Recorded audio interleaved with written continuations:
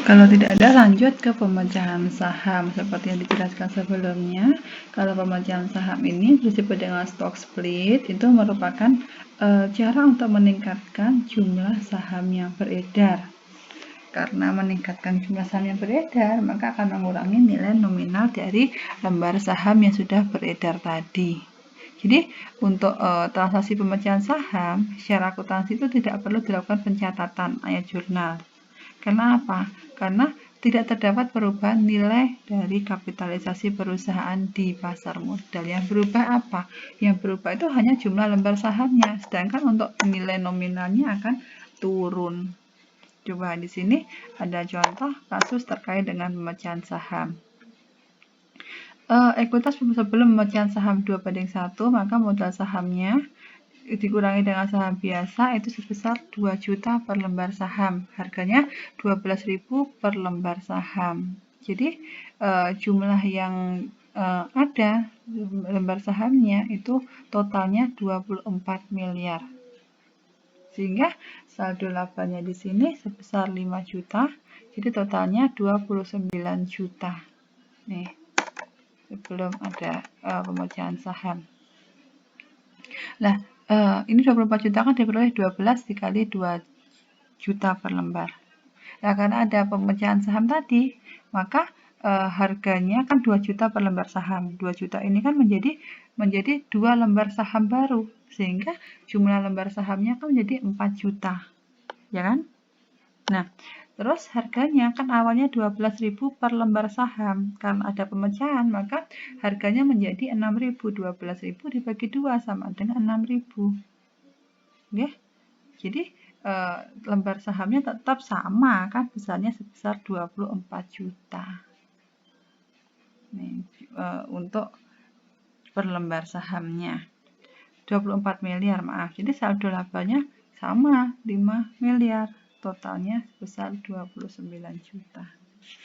Maka di sini berdasarkan penjelasan itu ada perbedaan efek antara pembagian dividen kasnya, antara dividen sahamnya, baik itu dalam jumlah kecil maupun dalam jumlah besar, sehingga mengakibatkan pada pemecahan saham tersebut itu ada perbedaan terkait dengan jumlah dividennya.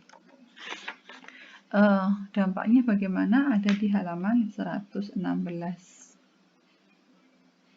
Selanjutnya masuk ke saham treasury, saham yang sudah beredar tetapi ditarik lagi dari peredaran.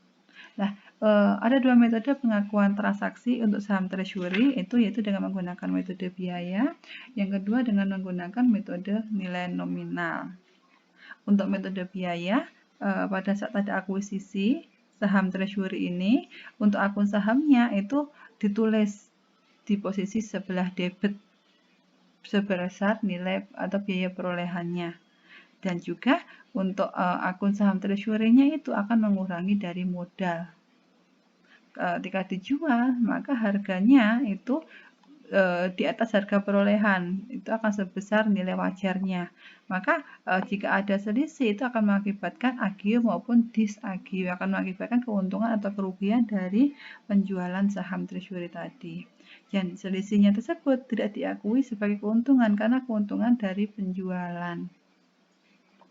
Oke, dengan metode biaya. Coba kita lihat contohnya ada di halaman 118. Nah, di sini ada contoh PTZ berdasarkan metode biaya. Pertama, untuk pengeluaran saham biasa sebesar 1 juta lembar dengan nilai nominal Rp500. Maka metode harga pasarnya pada harga pasar sebesar Rp5.000. Maka kas yang akan diterima oleh PTZ, kan PTZ mengeluarkan saham biasa sebenarnya 1 juta lembar. Maka karena mengeluarkan saham tadi, otomatis kan PTZ akan memperoleh kas. Kasnya sebesar berapa? Kasnya sebesar 5 miliar. 5 miliarnya diperoleh dari mana? Diperoleh dari